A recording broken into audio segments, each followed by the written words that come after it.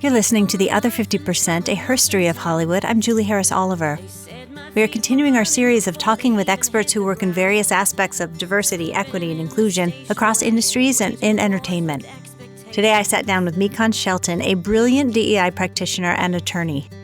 With more than 20 years of experience as a legal and diversity, equity, and inclusion advisor in the media and entertainment industry, MyKhanh Shelton has deep expertise in identifying, evaluating, and mitigating legal risks and a proven track record of designing people strategies and systems to attract and retain diverse workforces and foster inclusive cultures. From 2020 to 2022, MyKhanh served as Senior Vice President, Enterprise Inclusion for WarnerMedia, where she was responsible for leading workforce DEI initiatives for WarnerMedia's global workforce of 30,000 employees, including production safety initiatives across Warner Brothers, HBO, and HBO Max productions. Prior to WarnerMedia, MyKhanh served as Senior Vice President, Global Inclusion at 21st Century Fox, where she led initiatives to increase diversity and inclusion across the company's 20,000-person workforce in film, television, sports, news, and digital businesses. She also advised internal and external partners on matters related to diversity of stories, portrayals, and representation in the entertainment industry. Prior to forming the DEI Center of Excellence, she served as the company's Senior Vice President, Fox Group Legal. In that role, she led litigation teams across the U.S., represented Fox in industry-wide litigation and initiatives, and advised senior executives on a wide variety of employment-related matters. She is no slouch. She holds a Bachelor of Arts from UCLA and a Juris Doctor from UC Berkeley. She serves on the boards of Facing History and Ourselves and Promax, and we will learn more about these as well. We talked about meeting people where they are, using data to inform the work, and her particular philosophy of speaking truth to power with love and data. Here, have a listen. MyKhanh Shelton, welcome to The Other 50%. Thank you for having me.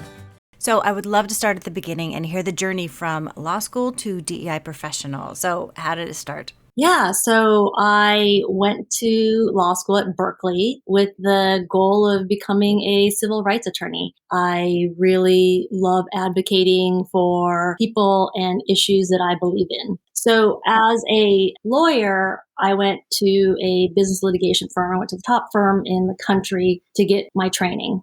And there I really took to employment law cases. I was staffed on big public utilities cases. I was staffed on big pharmaceutical cases. Then I had these little employment cases where it was me and the client. And I understood and was very drawn to the very human-centric nature of those cases. So I really chose to stay in the practice of employment law and went to Fox Film and Television to take an in-house employment law role.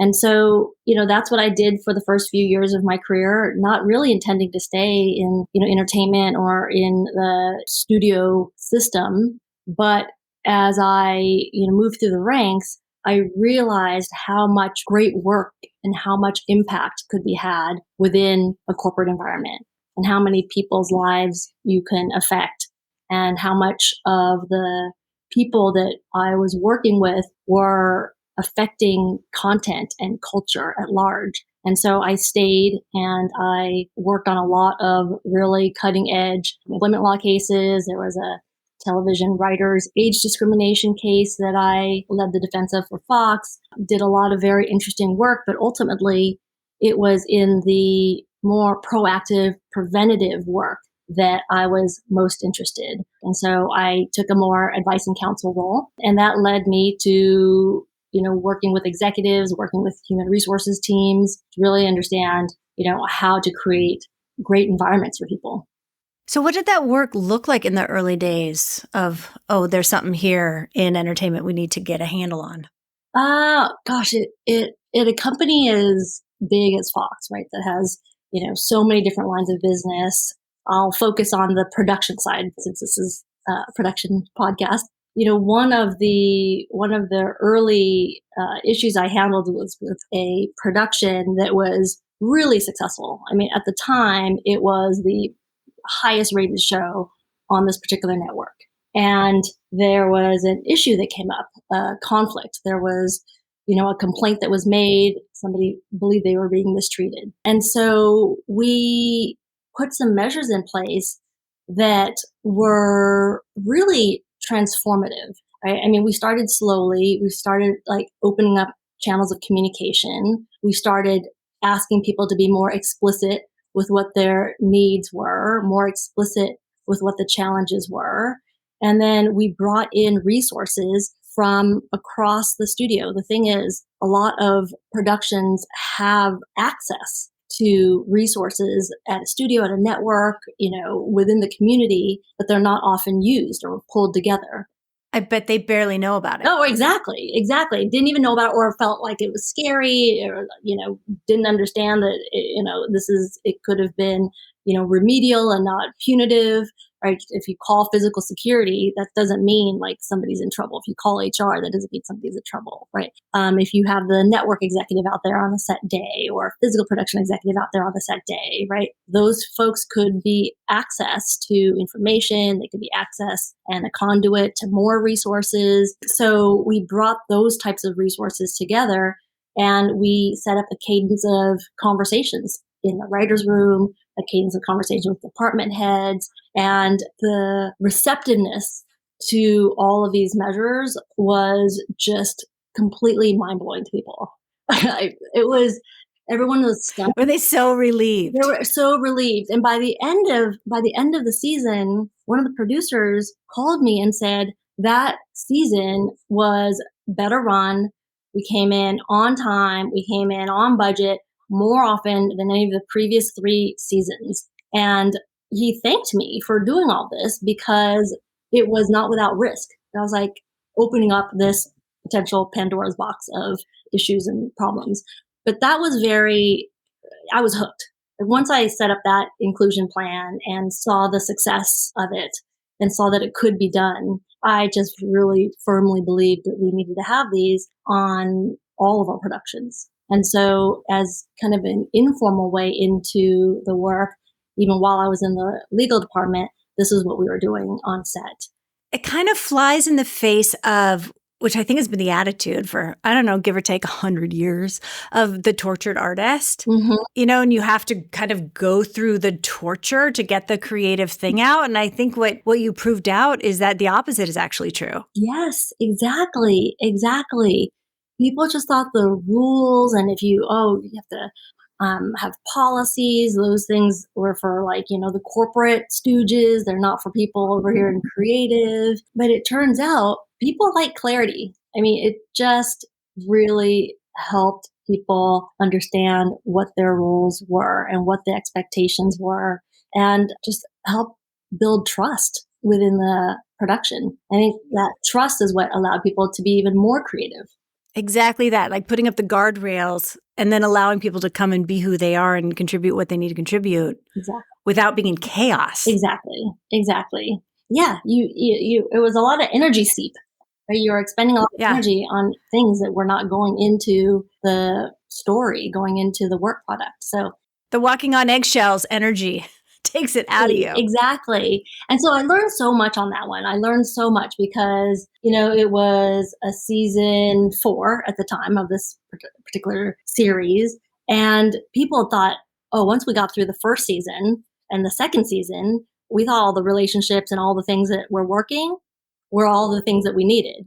But understanding that the dynamic of the production really radically changed from season to season. Season 1, you're just so happy. Everyone's so happy to have a job and to have, be in production. Everyone's willing to really accept and tolerate everything, like good and bad behavior, right? And then season 2, that dynamic of, okay, wait, now we're hired back. The stakes are a little bit higher, right? But now we've formed some bonds. And so, season 2 goes so glowy even when you haven't laid out any ground rules or you haven't done the things that are good hygiene for production. And then it was season 3, which is exactly how it played out here. The wheels started to come off, right? and And then if you make it to season 5, I always joke, that's when people start stealing and embezzling because everyone gets very comfortable. The budgets get big. Now you think you have a job for the next 20 years. And exactly. So it gets dicey. It was always let's not do season 1 because let's see if it gets picked up. Let's wait till season 2 and then, season 2, but everything's going so well. Season 3, now everyone knows each other. Everything, no problems exist. We're all fine. It's fine. Yeah, exactly. So that's when you have to be on high alert. So for the folks who are listening, right? Get in high alert at season 2 and season 3. Alert always, but high alert. Yeah. Or do set something up in season 1 and don't just wing it and hope it all turns out okay. Yes, that would be, maybe. Yes, that is the textbook way to do it. Yeah. Okay, so then if we're talking about, this is about 2011 you started doing this, and then around 2015, 2016, we got to Oscar So White was a big one. How did that affect what you were doing? There was a lot of media attention. There was a lot of consumer and political pressure on the industry to really examine why is hashtag Oscar So White? And why is there such a lack of diversity in filmmaking? USC was doing, really meaningful research work showing us what the data looked like.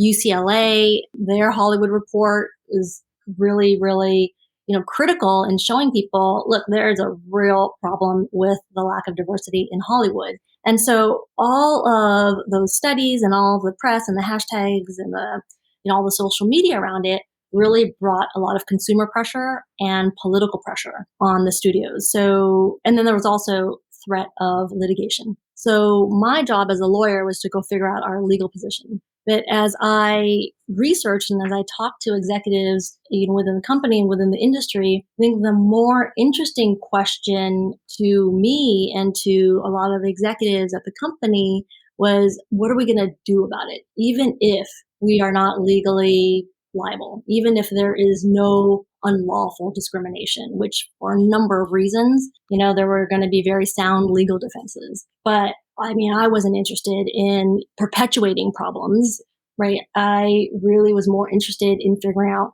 what the problem is and how we were going to solve it. Looking at the data was so helpful because even talking to executives who are the ones who are greenlighting, they're the ones day in, day out who are making all these hiring decisions, right? I think really earnestly, they were surprised by the patterns that they saw in the data because, any single decision could be justified and everybody thinks they're making great decisions. They think that they're doing their best. And so you really had to step back and look at the data over the years and data over the whole studio system and then data over all the industry to see that there was a huge problem.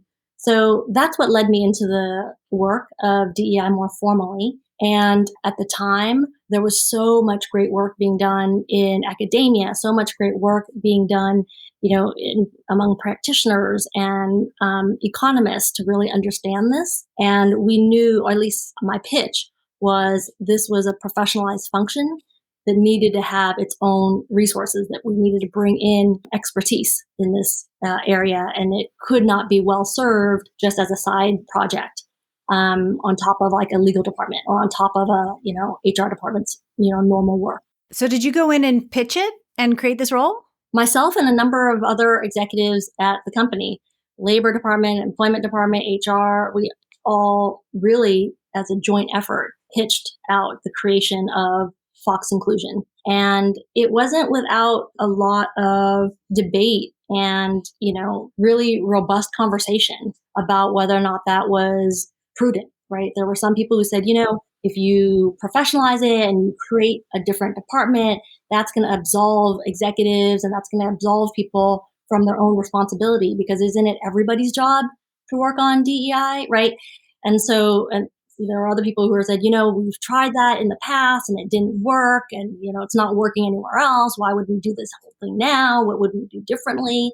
So there was a lot of conversation about it. And ultimately, there was a lot of data, a lot of research pointing to the need for us to better understand what the workforce was going to look like, what the demographics of our audience was going to look like, what behavioral science was telling us is happening, what is standing in our own way. So we got a department approved, and then I headed up that department, and we created Fox Inclusion, very focused on Fox film and television. And then over time, it proved very successful, that we had a lot of buy-in, we had a lot of interest. And so then I was, I guess you'd say, elevated to head up 21st Century Fox inclusion across the portfolio of 21st Century Fox businesses, which for the most part now is part of Disney, and then some parts left as Fox, the network. Well done. It was quite a ride. Yes. I bet. Okay, so now you're a DEI professional. How do you really approach it, and what's your philosophy? How do you start? I start from the top because I firmly believe that leadership really matters. And I think that could sound obvious, but there are a lot of people who approach it from a grassroots effort. They approach it from, ERGs and, from the employee base, which I think all of those things are really important. And I think everyone has a part to play. And I think employee resource groups and, kind of the grassroots activism that we see happening within corporations now are so important. But I think to accelerate the change that we need to see, it really has to start from the top. And so I start from the top. And I like to think of my approach as, speaking truth to power with love and data. and and it might sound like a weird thing that I mean love with a real open heart and a real open mind to people and their capacity for change. So it's that, and of course, data, because we need to be keeping ourselves honest. So you're not coming in as the diversity lady cop? No, definitely not. Definitely not. I don't actually even say that I come truth to power with love and data. I just come with the belief that people want a better world. People want a better workplace for their colleagues, for themselves. People want to do their best work. And to do that, they need to understand people. They need to understand identities. They need to understand and practice empathy. And I was really like one of the conversations that I had in 2020, when we were all in the throes of, a racial reckoning, we were on the pandemic. I, had this conversation with this executive that really, really stuck with me because he said that I was the first person he had talked to on these topics of diversity, equity, inclusion, who did not expect to be disappointed by him. And that really kept him in conversation. And I really thought about that. I was like, I could see how hard that would be. This is a cis white man. And if he's going into conversations with people who just expect to be disappointed in him, like he's already in trouble. He's already in trouble. And it's going to be really, really hard all around to keep that conversation going. So I really took that feedback to heart, and I really think about that a lot because, sometimes it's hard to give people the benefit of the doubt. History tells us yeah. There are lots of people who I don't deserve the benefit of the doubt, but I think it's necessary. And I listened to your podcast with Kira Banks, and when she said, choosing hope is an active practice. I think, choosing hope, choosing, to give people the benefit of the doubt, those are active practices. And I think that I find it most effective to approach it with that hopefulness and with that assumption of good intent. It's probably so much more effective than, I know you don't want to do this and I'm going to make you. Yeah. It's going to be terrible. Exactly. Well, I've seen so many people go into conversations about, whether it's HR or DEI or really like anything related to, people a little bit apologetically, like, okay, I'm sorry we have to do this. I'm sorry you have to sit through the harassment training. I'm going to make this as fast and as painless as possible. Let's just get sorry to bother you. Yeah, exactly. I know you're busy and important. This is beneath your regard. Exactly. It's like, wait, why are we doing this? Why are we selling this executive short? Why are we selling the work short? Why are we selling the potential for change short? I mean, I understand why, because, a lot of people are have been made to think that this is a nuisance. And so, of course, to be polite, you gotta apologize, I suppose, if you're going to be a nuisance to somebody. Well, we've literally heard the phrase, hasn't this all gone a bit too far? Exactly. Yes. So, yeah, I think that's just a misunderstanding of what this is. So you take a deep breath. There you go. You take a deep breath and then you must be misunderstanding what we're doing here. Can't possibly mean that. So I try to approach things with a sense of humor. I try to approach things with an open heart, and I assume good intentions, and I think my work is to operationalize them. Great. Now, going back to the data of it all, because I think that's so powerful, because I think people may have a lot of feelings about things or feel like they're doing the right thing or feel like, well, gosh, what was that study where they said when, like on a board of directors, if there's one woman, the men in the room have the feeling like, oh, problem solved. We have equality. And for women, when 3 women are in the room, they feel like, oh, problem solved. We've reached equality. But when actually, if you looked at the data, neither one of them are at equity or equality, right? So it's so powerful to have the numbers and the data. So tell us how you approach it with the data, how you use it, how it informs what you do. Okay, so in so many ways, like we talked about the UCLA report and the USC report, and there's a San Diego State report. Like those at a very macro level, I think help to situate ourselves in this industry so we know what we're dealing with, right? So we know that if this is an industry-wide problem, we need to have real collaborative efforts across the industry. We all need to be working on this together because this is an industry in which people move around so much, and the culture of the industry is just so entrenched that we need to have that understanding. So there's a use for big data to give you that context. And then I would say, data can also sound very scary to people, and I would suggest that people think about the data that is within their control. Right. So if they're a hiring manager, what records are they keeping in terms of, the numbers of people they're seeing, the resumes they're reading, who they're interviewing, who and what the criteria are for making the decision on who to hire, right? That's a use of data that I think is often overlooked because people think of data as like, big data sets and like, it needs to be mass numbers on a big spreadsheet, Excel spreadsheet, when I think anybody could benefit from the use of data in their own decision making because it will keep you honest. And just that example, right now I'm cataloging all the people I know who've hired people who have piles of resumes. I don't know one person who keeps that spreadsheet. Yeah, right. So I think it's a real discipline. It doesn't take that much time, but it takes effort and it takes the willingness to be confronted with what you might see. And that's a little bit hard. So I think really giving yourself grace to say, all right, let me just start collecting this and let me start thinking about this and let me work with whomever it is, right? Get a partner in this, whether it's your colleague, whether it's your HR person, whether it's your DEI person, so that you could talk through what's happening. Because we've talked for so many decades about a pipeline problem, a pipeline into the industry. Are the candidates there? Who are the candidates? What should the benchmarks be? But I think that we continue to talk about it without making the progress we want to make because we don't follow through well enough individually or collectively. But here, let's talk individually, right? If you plot your hiring process, right, and you see who you are pulling from, who your candidate pool is, then I think it's also really important to lay out really clearly what your criteria for hiring will be.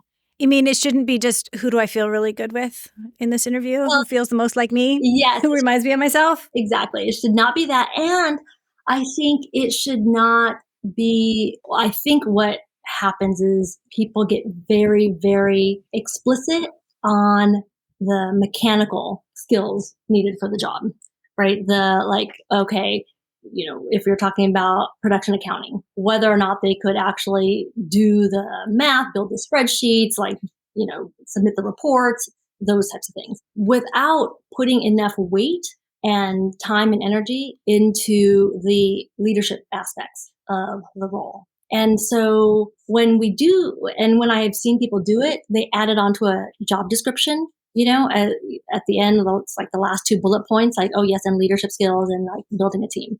But then when you get into the interview process or you get into really unpacking what those things mean, people don't go far enough in what I've seen to really understand and apply those criteria fairly across all of the candidates, right? So then on some people who do have those skills, you'll say, okay, well, good, they're necessary. Where other people don't have the skills, but you want to hire them, you're like, okay, well, those were preferences and they were not requirements, right? And you're going to be very flexible with how you apply the job description to meet who you expect to hire. So And this is how you get the super technical wizard at the top of a tech department who can't talk to people, exactly. but is an amazing architect. Exactly. So I think even using data to track how you're asking those questions, right? So in these, have I asked these questions, and what am I seeing in terms of the responses?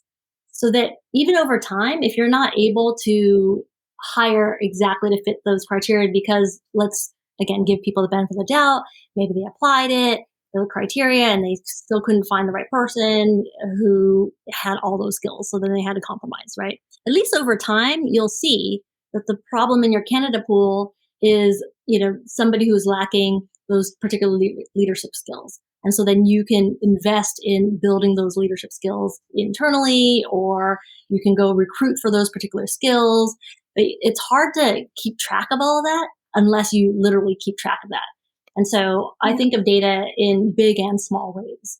I think it could be really helpful to people to start just tracking themselves. And so that's a recommendation that I make to everybody. It takes like 10, 15 extra minutes, but you start to really habitualize that part of your work that will, I think, just help tremendously in the long run.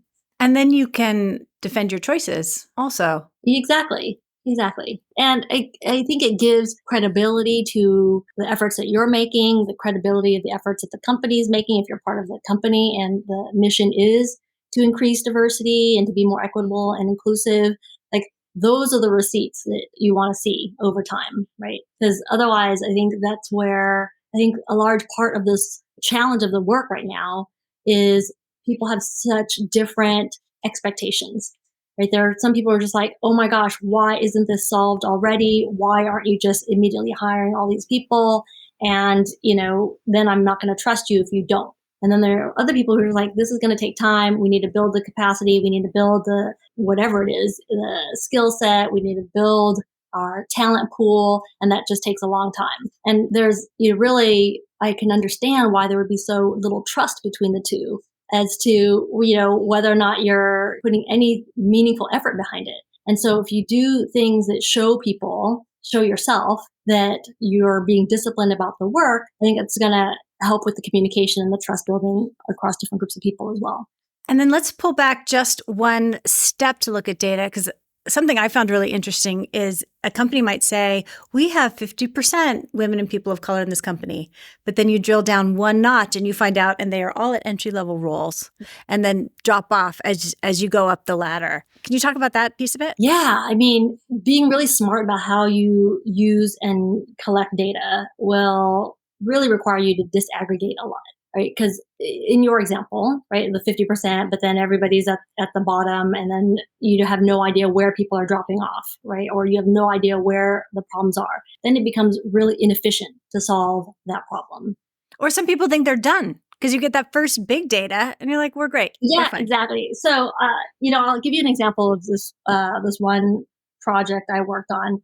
It was coming into a business that really, really wanted to retain and grow their women executives. And their assumption, I think based on a few anecdotes, was that women were leaving after or not coming back from maternity leave. Right? They were going out on maternity leave, maybe coming back for a little bit, but then ultimately leaving because it was too hard with a newborn.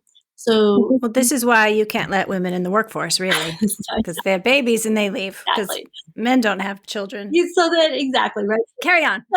So many assumptions there. So this, the solution here, right, by really well-intentioned executives was to say, you know what, we are really going to increase the support for new moms, in this case, not even new parents, but new moms, right? We're going to increase the support. We're going to really focus on reentry after maternity leave. And I mean, all great things, all really useful things. And in a world of infinite resources, I'd say, great, keep doing it. But if your goal is to retain and advance women executives, when I looked at the data, I saw that wasn't the drop-off point. Like, that is not where they were losing their executives. Where they were losing their executives was something like 10 years after they came back from leave. So that's what the data showed.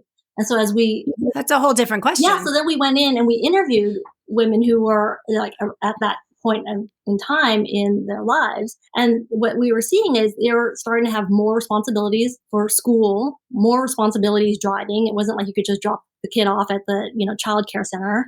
There were more pressures at that point in time. So we're like, oh my gosh, wait, this is a whole different set of problems that we need to solve for. I mean, really deeply entrenched problems about work volume, schedules. There are a lot of big things that we were going to need to unpack.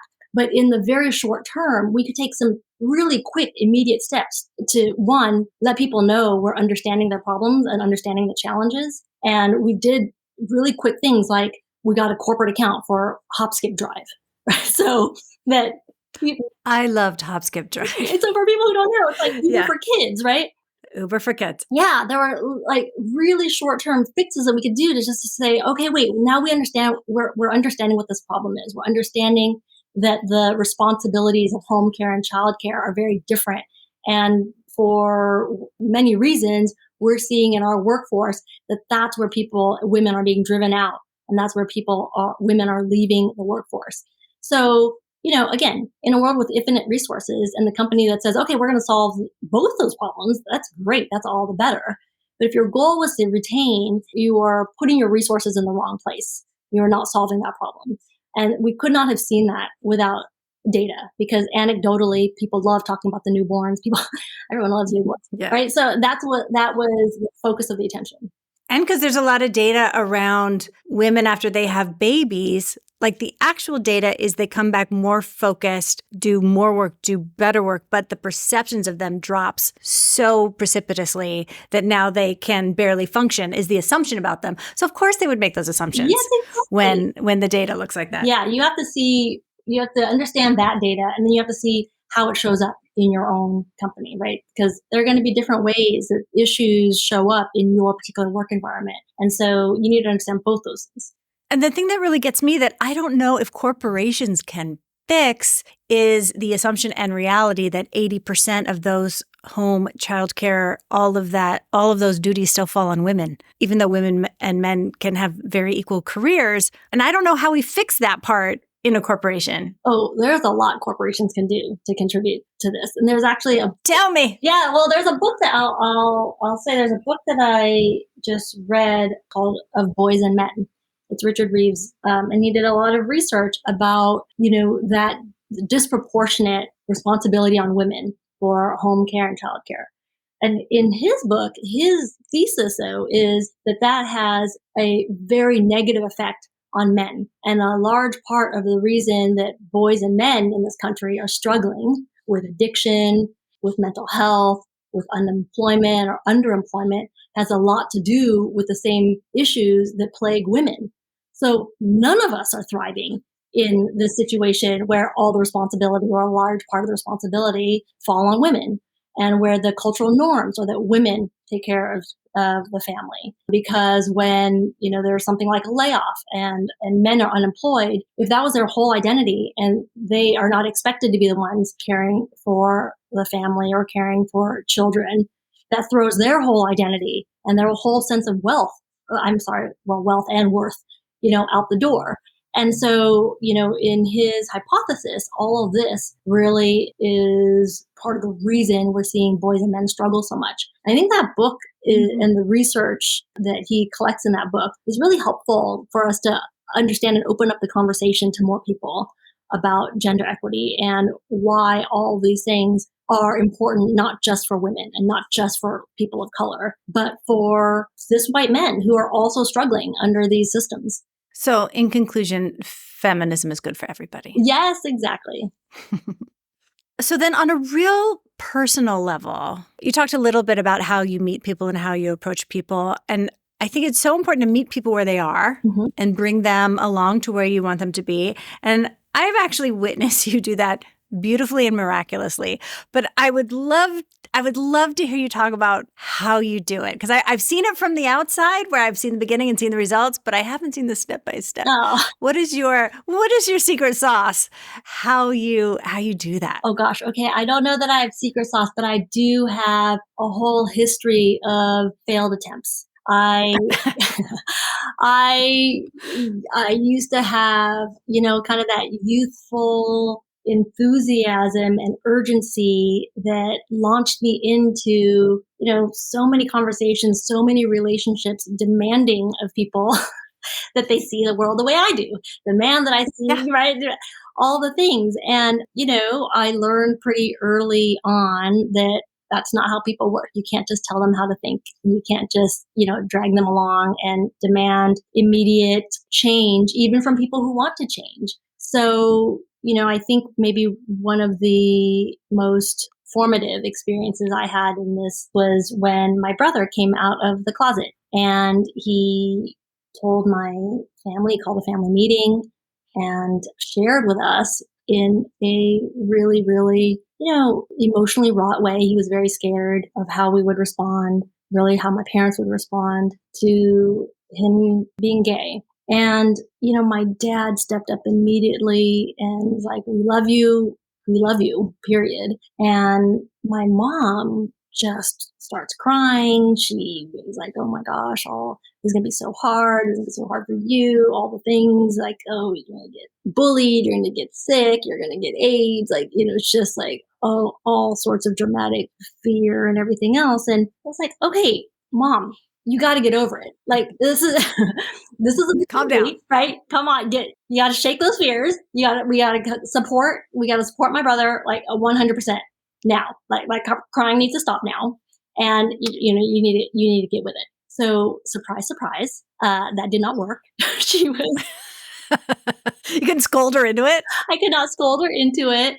Even though she said, I'm fine with it, but we don't need to talk about it. I'm fine with it, but we don't need to tell anybody. I'm fine with it, but let's don't worry. But it'll be our private shame. Exactly, exactly. And I was so impatient. I was like, no, none of that is acceptable. We must, you have to go tell everybody now. You have to, we need to have a coming out party for all the things. And it made it just harder and harder for me to have these conversations with my mom. And it was my brother who, he was 32 time he came out of the closet. He was like, look, it took me decades to get comfortable with who I am and to get comfortable with even saying this out loud. Can we give mom a few minutes? And he showed such grace. And I really took that to heart, and I really understood that he had the long game. And he was like, okay, we're going to bring her along. And then it didn't take as long as I feared. It just took a little more gentleness than I was willing to approach it at the outset. And, I took a lot of that into my work as a lawyer. I take a lot of that into my work with executives now. And I think that gentle pressure is much more effective than hostile demands, which is, how I started in my 20s. That is the instinct. You just want to parent these people into doing the right thing. Exactly. I think it's right. You have to plant a seed and let it germinate a bit. I mean, I remember one thing specifically that I had heard over and over and over again. I thought, oh yeah, that makes sense. That makes sense. Until a person said the thing in a different way, and it hit me, and I was like, oh my God, I did not understand. And it took me a year to take in a point. And I was like, oh, sometimes it takes a minute to really get it. Yeah. I'll plug another book here that I think is really helpful on this topic. Oh, the other 50% book club. Yes.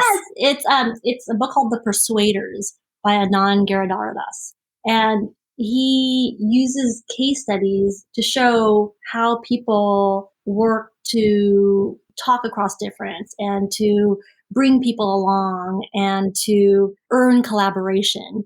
And it's really, really powerful in the ways that he collects the stories of people who have been doing this work really effectively. So I highly recommend that book.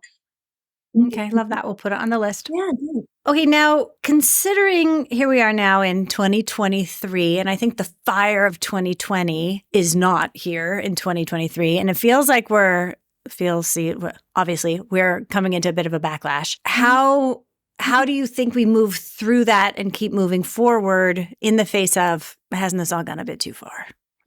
Thankfully, I hear from more people interest, curiosity in learning. And I hear more openness to conversation than I hear people saying, has this gone too far? So that gives me a lot of hope. I think that realizing that we, and I'll say like the collective we, those of us who were educated in the American school system, I went to public school and had a very conventional education. And that education really lacked a focus on social emotional learning. And it really lacked a focus on perspective taking from many different perspectives. And it was a very singular view of history. So I became involved with an organization called Facing History in Ourselves that seeks to bring a more nuanced and complicated view of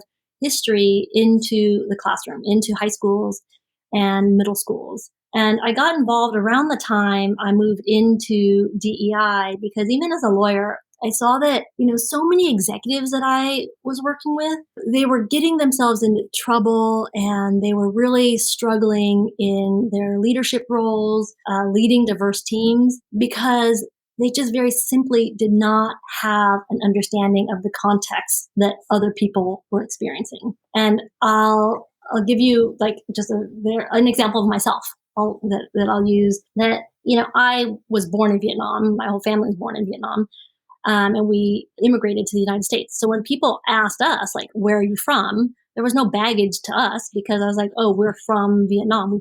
We, immigrated here. But then as I learned the history of, Asian Americans and the history of the generations of Asian people who have made lives and who are very much Americans and who are still treated as perpetual foreigners, I understood that it came with a lot of baggage in a very different way when you ask the question, where are you from?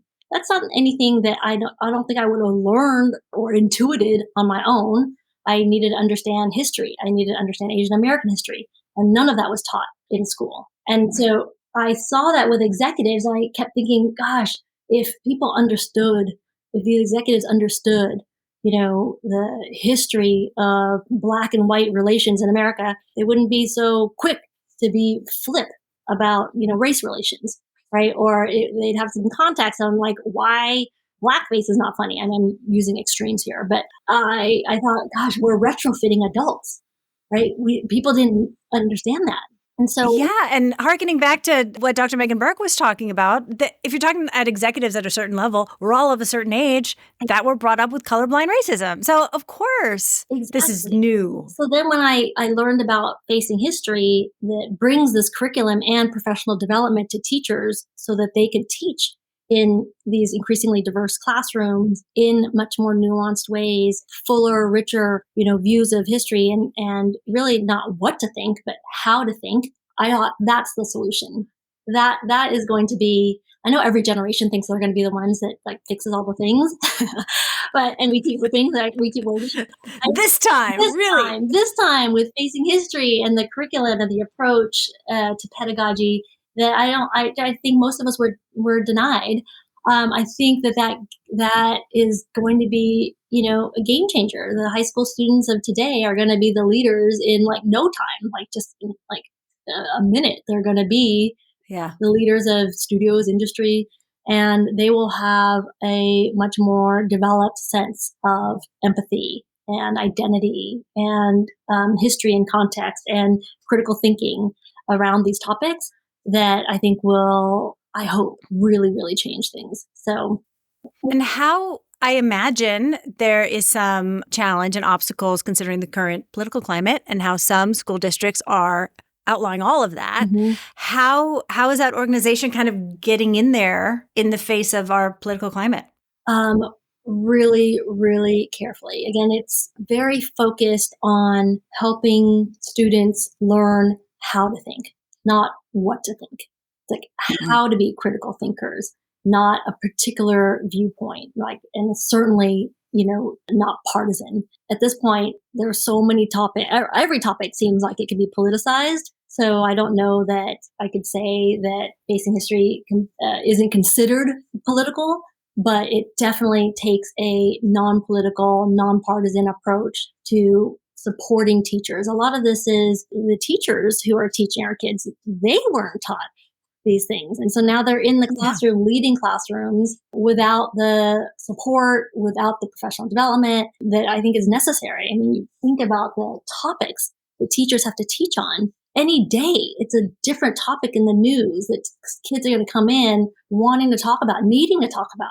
And if you're a teacher and you're like scared whether, talking about it wrongly is going to get you fired, whether or not you're going to get canceled, whether or not, all the things, where are you going to turn to for help? So, I'm really, really proud to be on the board of that organization because I think it's doing tremendous work to support teachers, support school districts and educators, not just in America, but around the world. So that's my big plug for Facing History. Wonderful. I'm going to ask you the same thing I asked Dr. Banks. What gives you hope? Oh, gosh, so many things. What gives me hope is that despite all of the challenges and the headwinds, there are still so many people who are interested in change, who can imagine a more just and equitable future. We see it in Tennessee. We see it, in all the activism that is happening around the world. I think that those are people who are putting themselves on the line for change, and they give me hope and they give me inspiration. Not to brag, but my stepchildren went to the Capitol in Nashville. Oh, just saying.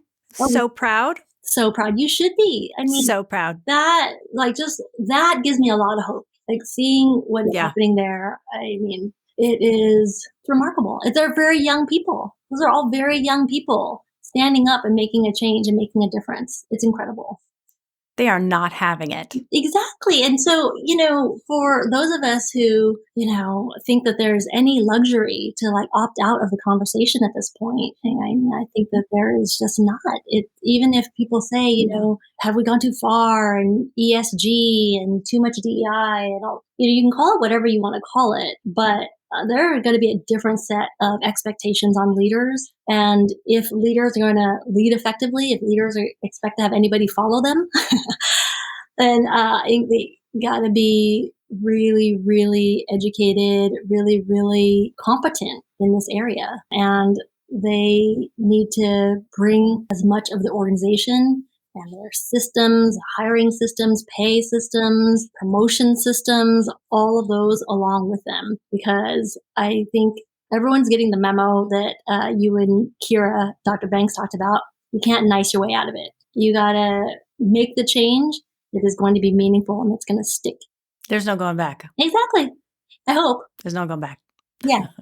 Where can people find you? Well, right now I am hard at work getting ready to co-chair the Facing History Benefit Dinner that's happening May 24th in LA. So people should find information about that benefit dinner on the Facing History website. And I'm on LinkedIn. Okay. Can anybody go to that dinner? Yes, we're particularly looking for corporate sponsors right now, or any sponsorship. But I think it's a good sponsorship opportunity for companies because it comes with a set of resources that companies can use for their own workforce. MyKhanh Shelton, thank you so much for doing The Other 50%. Thank you, Julie. It was so fun.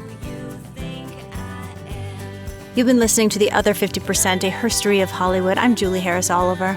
Thank you to MyKhanh Shelton for sharing her story and her expertise. Special thanks to Jay Rowe, Danny Rosner, and Allison McQuaid for the music. You can find me and my work at julieharrisoliver.com. And go check out the Catch a Break podcast, the insider's guide to breaking into and navigating the entertainment industry. I can finally tell you that coming in July, we have a very special season, and it's the companion piece to the HBO series Project Greenlight. This season will document the behind the scenes of the behind the scenes, the parts the show didn't show, by talking with several department heads, cast, and producers. It will launch July 13th along with the HBO series, so mark your calendars. Thanks for listening. See you next time.